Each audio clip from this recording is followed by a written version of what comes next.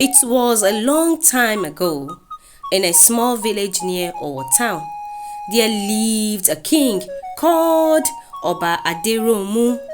Oba Aderomu is a very powerful king who has ruled for 23 years.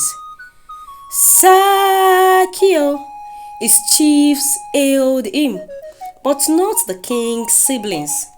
Many times they have tried to overthrow him, but Oba Aderomu resisted them, fought and conquered them. So when the midwife announced that Olori, that is the queen, has put to bed, Kábíyèsí o, Olori Morontodo gave birth to a bouncing baby girl, Obìnrin Lanti Lanti. The king became worried. That very night, he went to Oluawo, the priest, to check the destiny of the child. The priest answered him, "It is one's destiny that makes one a king, but it is one's character that dethrones one." The priest told the king. As Oba Aderomu was returning back to the palace, he was attacked by men of his clan. Oba Aderomu had traveled in haste to see the priest for divination concerning the newborn child, and he was without an escort. He was killed that night by one of his greedy brothers, Adepoju. The news of the king's death overshadowed the birth of the new baby, and instead of the celebration of the newborn princess, the villagers mourned greatly. And behind closed doors, many wondered what kind of destiny the newborn baby has brought into the world. Soon, the chiefs and the priests gathered. The tragedy that has befell our village is a great one. Now that Oba Aderomu has gone to meet our ancestors, it's time to choose a successor. As tender and as little the newborn baby is, she was crowned the king of the village, Oba ADETOLA. But since she is still a little child, it is the custom of the people that one of her uncles sit on the throne till ADETOLA becomes of age. Adepoju steps forward, and none of the other brothers dare to oppose Adepoju's decision because Adepoju is known to be brutal and ruthless. And that is how ADETOLA becomes a king only by name, while Adepoju sits on the throne, commanding the affairs of the village, making the villagers go through hardship and even forcefully marry Olori Morontodo. Olori Morontodo couldn't bear the shame of marrying the killer of her husband. So one fateful evening, Olori Morontodo said to herself, "Ṣé ikú ò wá yá ju ẹ̀sín lọ báyìí?" And that is how Olori Morontodo left only ADETOLA to bear the brunt. But the trend continues. Adepoju will cite a lady that he admires, and against the lady's wish, Adepoju will forcefully marry her. Enitan was a very beautiful woman. "Oba Adepoju, please, I can't marry you. I'm already engaged to the prince of our town, Prince Alakija, a mighty man." "Shut up! Who is a mighty man? An ordinary prince? I, Adepoju, a mighty warrior and a mighty king, if you don't accept me willingly." So Adepoju ordered his men, and they carried Enitan into Adepoju's chamber against her wish. When the news spread, Prince Alakija of our town became very angry. So he wrote a letter of war.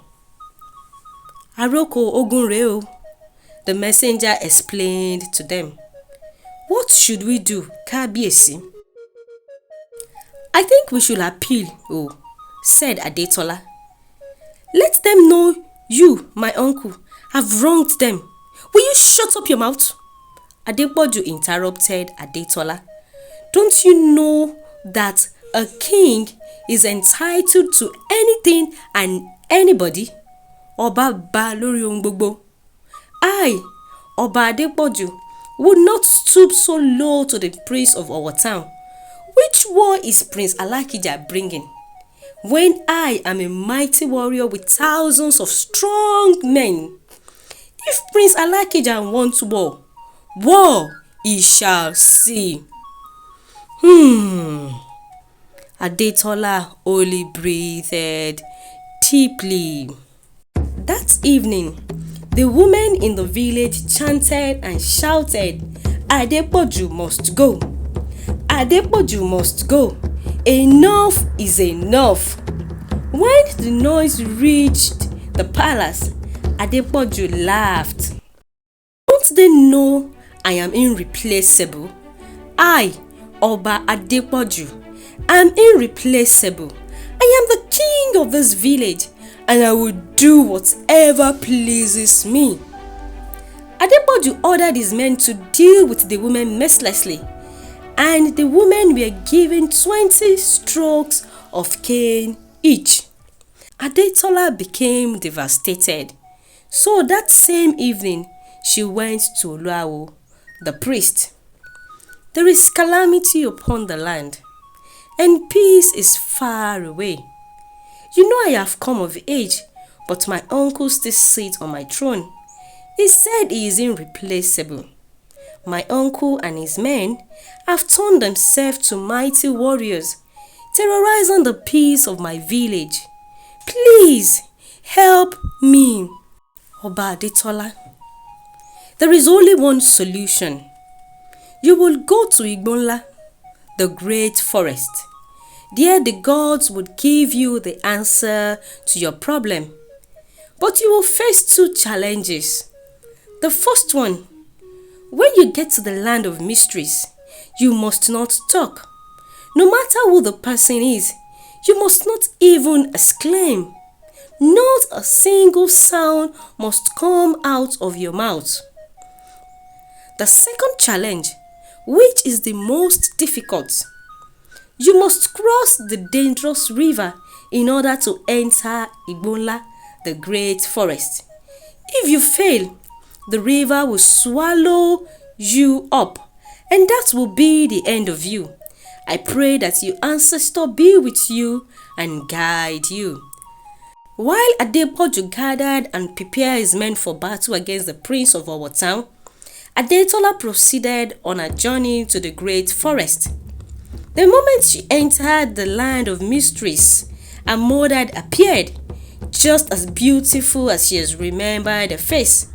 But she heed to the warnings and instructions and continued her journey to the dangerous river. On getting to the dangerous river, she met a strange being.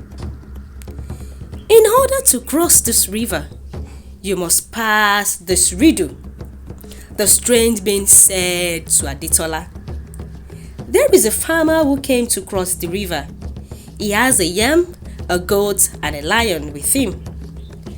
And he can only cross with one item at a time. If he crosses with the lion first, the goat will eat the yam. And if he crosses with the yam first, the lion will eat the goat. What will he do? Adetola paused to think. He will cross with the goat first, leaving the yam and the lion. After all, lions don't eat yams. Then come back alone. Step 2. He will carry the lion, substituting the goat for the lion. While returning, he will leave the lion there and take the goat back. On the other end, he will cross with the yam to where the lion is and come back alone. Finally, he will pick the goat and cross the river, and they all can continue their journey. The strange being smiled and allowed Adetola to safely cross the dangerous river to Igbonla. I know why you're here, the witch said to her. Oba Adetola, in order to save your people from chaos and death, I will give you an ancient method. Salt. Yes, salt. You must spread this salt in the camp of your uncle's warriors. And instead of the men to fight against their enemies, they will fight themselves. Don't you know that whosoever step on salt puts themselves in great mischief? Just like that, Prince Alakija captured ADETOLA. And when Prince Alakija heard of the role ADETOLA played by going to the great forest, he commended her for her bravery and made truce with her. Peace returned back to the village. The villagers became very happy and chanted, "Oba ADETOLA, Oba ADETOLA." Adepoju, locked alone in the prison, remembered the words of the great priest. It's one's destiny that makes one a king, but it is one's character that dethrones one. Indeed, no one is irreplaceable.